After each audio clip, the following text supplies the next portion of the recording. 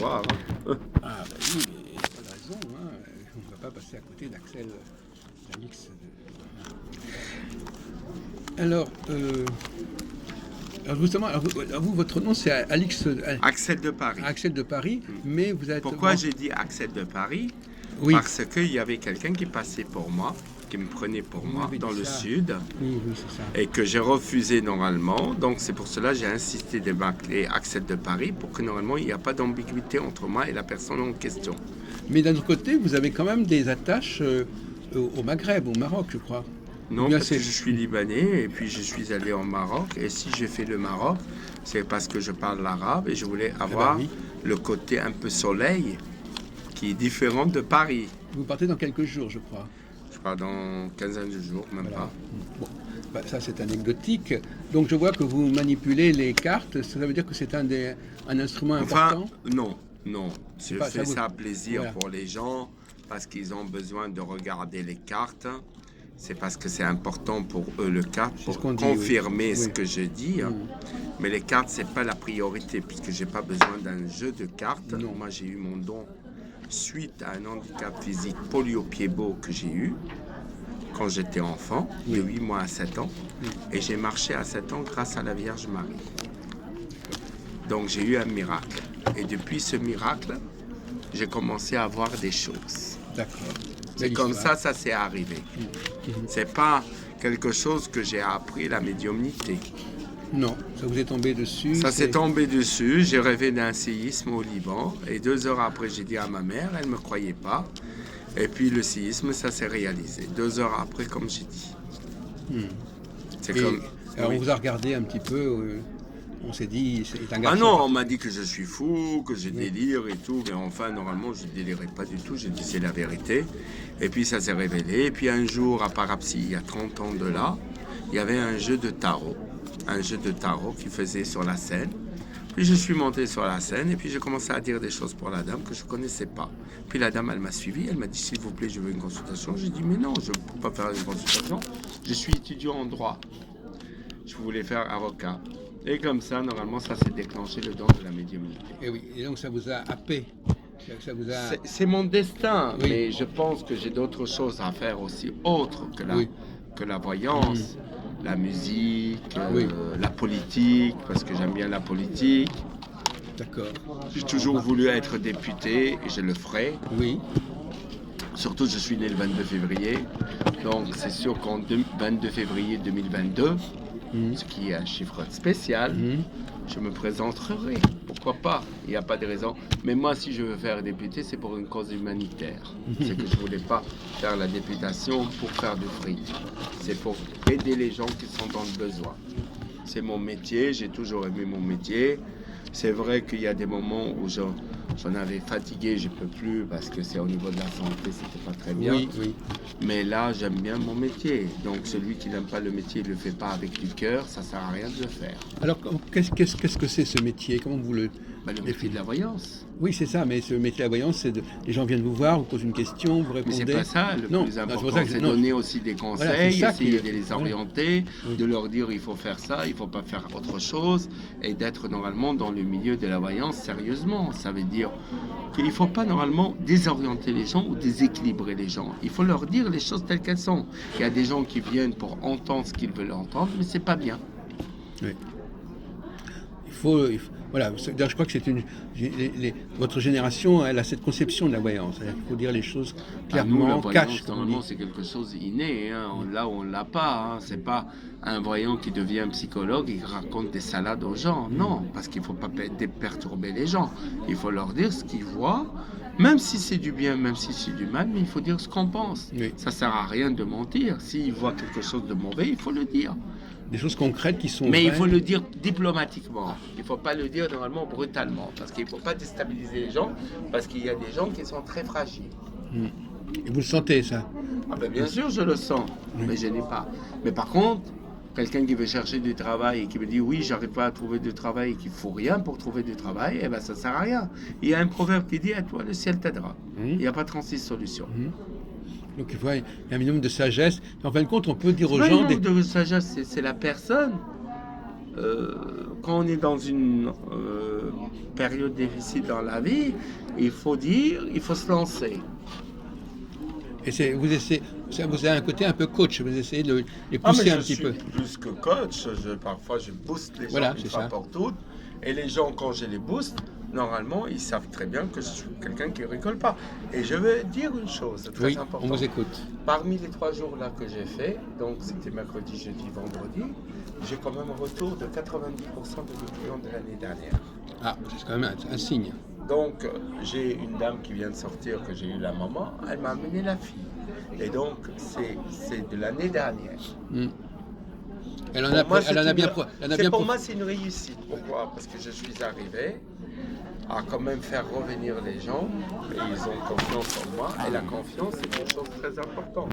Si on n'a pas confiance à la personne, il ne faut pas raconter des salades et des conneries, ça ne sert à rien. Donc, autrement dit, pour avancer un peu, donc, quand vous voyez la personne en face de vous, vous avez des choses à lui communiquer, à lui transmettre. Ah, mais quand j'ai quelqu'un de chose, je dis ce qui est bon, ce qui est mauvais. Je ne suis pas là pour faire plaisir. Je dis que même si c'est mauvais, il y a une façon de le dire, mais il faut qu'il comprenne qu'il faut qu'il le comprenne. On n'a pas forcément à vous poser des questions. Non, on ne me pose pas des questions. On rentre, on donne la date de naissance et j'ai dit tout. Voilà. Et vous... Ah, moi je ne suis pas psychologue. Oui. Je suis médecin de l'âme. Je suis médium. Je ne suis pas voyant, je suis médium. Ça veut dire que je ressens les choses sans rien. Et votre médiumnité, elle vient facilement mais je ne cherche pas, c'est 7 sur 7, 24 sur 24, voilà. Je peux être médium, mais je ne cherche pas à le faire. Oui. Ça veut dire que ça vient tout seul, je le fais. C'est une grâce. C'est une grâce de Dieu. Suite à mon handicap, j'ai eu ça. Mais j'ai un autre don, la chanson, j'adore la chanson. Je vais faire un CD, j'espère. Et j'ai sorti un DVD, j'ai sorti mon jeu de cartes Oracle du Cèdre. Alors justement, est-ce qu'on peut voir ce jeu de cartes? L'oracle du Cèdre, bien sûr. On aime bien les gens qui proposent des produits, il est là, l'oracle du Cèdre. C'est un oracle qui est là, on va le voir. Il y a 12 maisons astrologiques avec des photos, avec des images. Justement, ça tombe bien à la télé, oui. Qui permettra normalement de définir les années, les mois. Et je donne même des formations. J'apprends les gens les choses. Oui, bien sûr. Ça, c'est effectivement, vous savez que c'est ce qui manque un peu, c'est de pouvoir préciser, bien dater. Sûr. Là, vous avez les dates, normalement, par rapport au signe, la planète ou la planète, parce que le Verseau, c'est janvier-février. Ouais, et si on tombe sur ça, il va arriver ça, il va arriver ça, il va arriver ça. Souvent, les voyants, ils vous disent dans l'avenir. Ils ne vous disent pas jamais, normalement, la date. Donc, ou la il suffisait de penser. Mais il faut savoir une chose en numérologie, on peut définir les choses, mais approximativement. On n'est pas parfait. Non. C'est mon jeu de cartes que j'ai inventé. C'est ce qu'on appelle l'oracle du Cèdre. Eh bien oui, puisque vous êtes du Liban. Oui, c'est logique. C'est pas parce que je suis au Liban, parce que quand elle est morte, ma mère en 2012, j'ai eu la vision d'elle en disant qu'il faut que je fasse un oracle qui vient du Liban et qui sera normalement l'oracle que je vais l'inventer. Et j'ai vu 2 personnes qui m'ont aidé à le faire. Et j'en ai fait pas mal. Et je voulais qu'il soit simple. Et tout le monde a été inspiré de mon jeu. Et j'ai fait même un DVD qui s'appelle La voyance à portée de tous, je l'ai vendu en grande quantité, il n'y en a plus. Et il définit la tarologie en 56 minutes. Donc voilà, c'est très bien. Parce que j'étais le seul voyant qui a fait un DVD sur l'explication des tarots. Ah bon? Est-ce que vous nous donnez quelques éléments de cette explication? Le tarot, comment il faut le tirer, quelles sont les façons, quelles sont les méthodes et tout. Et ça a très bien marché puisque j'ai tout vendu. D'accord. Et c'était des éléments... Pardon, je m'excuse de vous interrompre. Et je voulais faire également la série après numérologie et cartomancie. Pourquoi je ne l'ai pas fait? Oui. Parce que je n'ai pas eu le temps. Oui. Et le temps était précieux. Donc je voyageais beaucoup. D'accord. Mais écoutez, pourquoi le Maroc? Oui. Parce que le Maroc, c'est le pilier de la voyance. Ah bon? Il y a les marabouts. Non, je ne parle pas des sorciers. C'est le pilier de la voyance? D'accord. Il y a des méthodes en voyance qu'on fait avec de l'eau, un verre d'eau, qu'on peut parler avec l'esprit que vous ne connaissez pas en Europe. Il y a une culture de la voyance au Maroc. C'est quelque chose qui est inné, qui est quelque chose qu'ils le savent très bien normalement, les Marocains.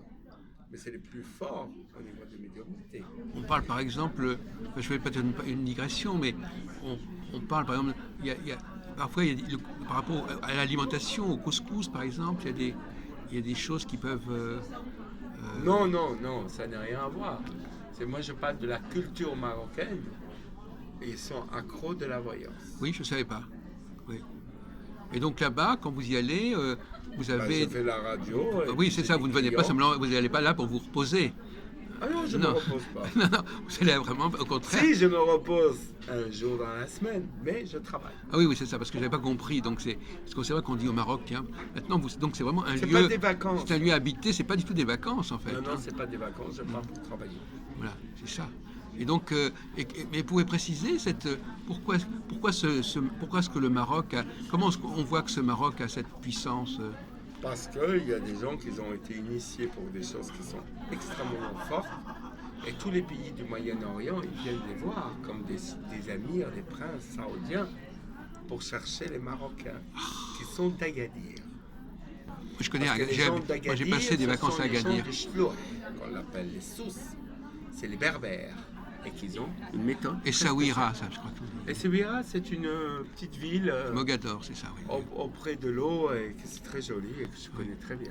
Donc le Maroc, c'est quand on va au Maroc, on va entrer dans un univers comme ça. Dans un mystique, c'est comme vous prenez la Bretagne, les Celtes, ah oui, comme voilà. vous prenez normalement les Antilles, c'est la magie caraïbienne. Oui.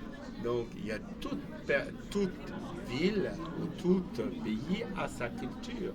Et la France, elle n'a pas cet aspect-là.